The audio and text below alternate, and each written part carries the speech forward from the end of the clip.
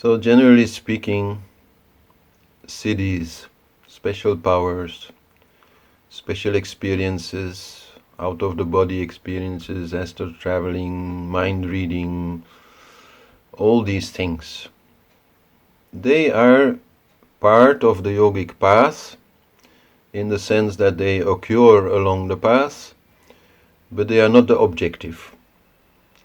So for sure, some people have been known who are recognized by everybody as highly spiritually evolved beings, who have themselves very clearly said that they have not had any of these experiences. Whatever experiences they have had are more of a simple nature, in that way maybe even more profound, no?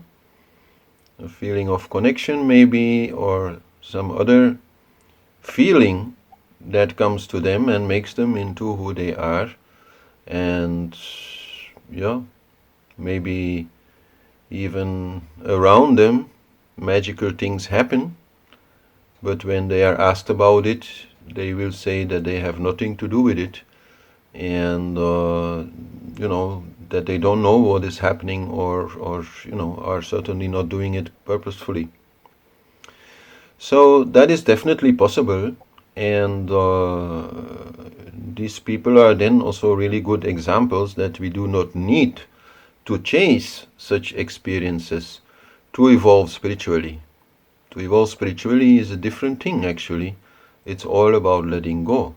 It's all about accepting, and the more we can let go of that individual ego, the more connected we become to the universe, and then magical things can happen, but they also don't need to happen for those people to have a really, let's say, magical impact on others by the way that they are speaking and the way that they are inspiring other people to do things, or maybe also by the way that they are themselves trying to help others or set up projects that are very helpful to society. Certainly some experiences can come both in meditation, but even outside of meditation. We can have certain experiences, let's say, of the spiritual world, of different dimensions, and that may be interesting to some point, and we might even develop some skills through that, which are helpful again to others, maybe like healing, or becoming a really good astrologer who feels what is the answer to your question rather than remembers it from reading in a book. So all these kind of things, pure intuition, they are things that can be developed there. So I would say that they are a sign that you are on the right track, but they are definitely no proof that you or anybody else is really on the right track.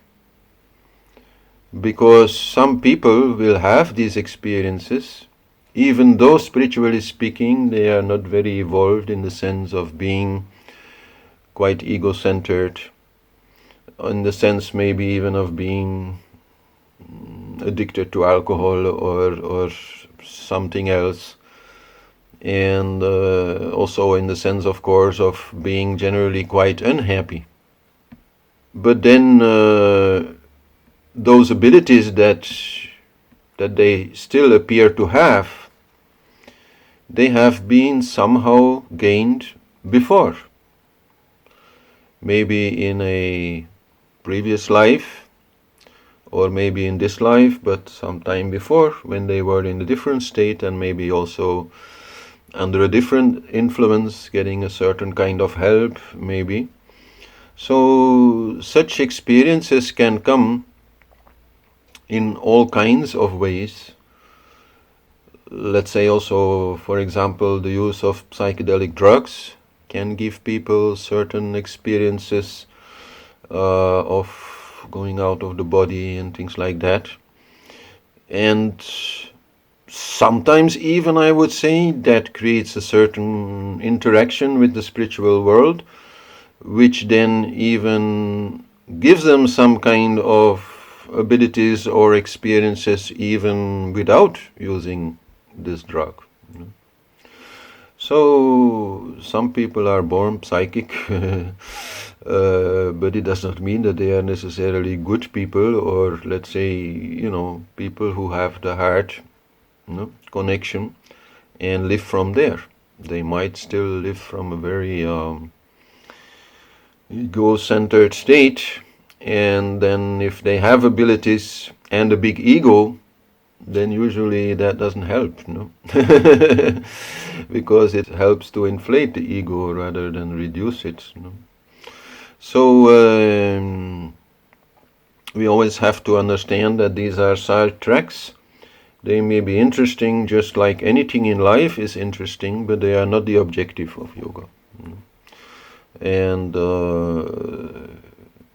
whenever we need to somehow decide whether a person is interesting to us as a teacher, for example, or as a healer maybe, then the main thing is not to look at those things.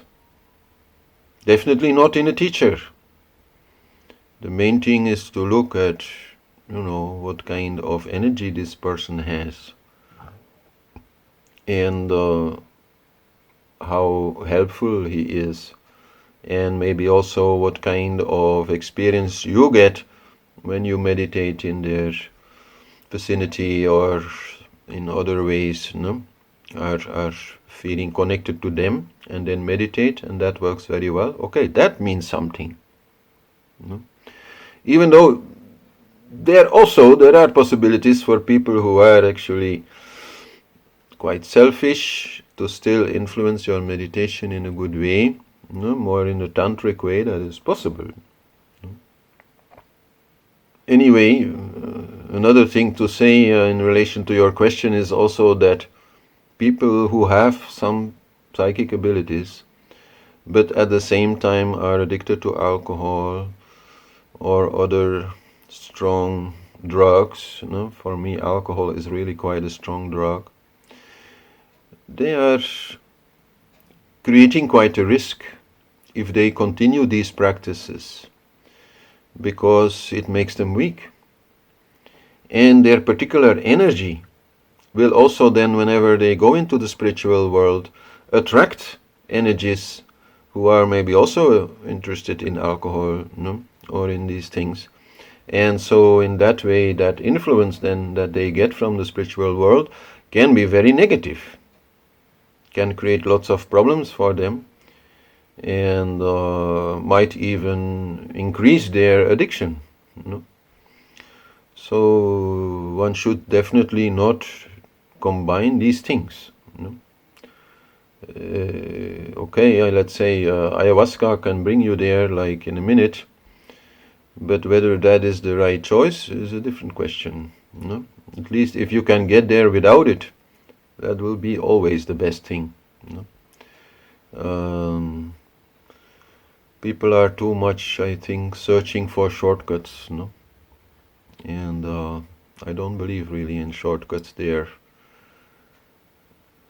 Not in any way that will bring a permanent change, in which you will really have made a step forward on the level of the subconscious, really have, opened up more.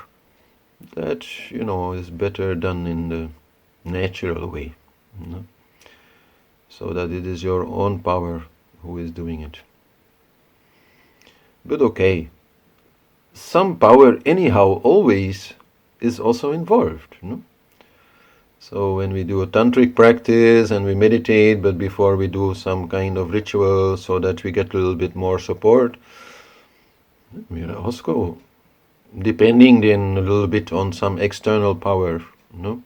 But if that is given in the right way, then we will not become really dependent on it. It will just help us to move up a little bit more. And so, if you take ashwagandha, which is just like a dried root, it will also improve your meditation, no? Because it will make you more calm and your vata will go down, and many good things actually come from taking ashwagandha.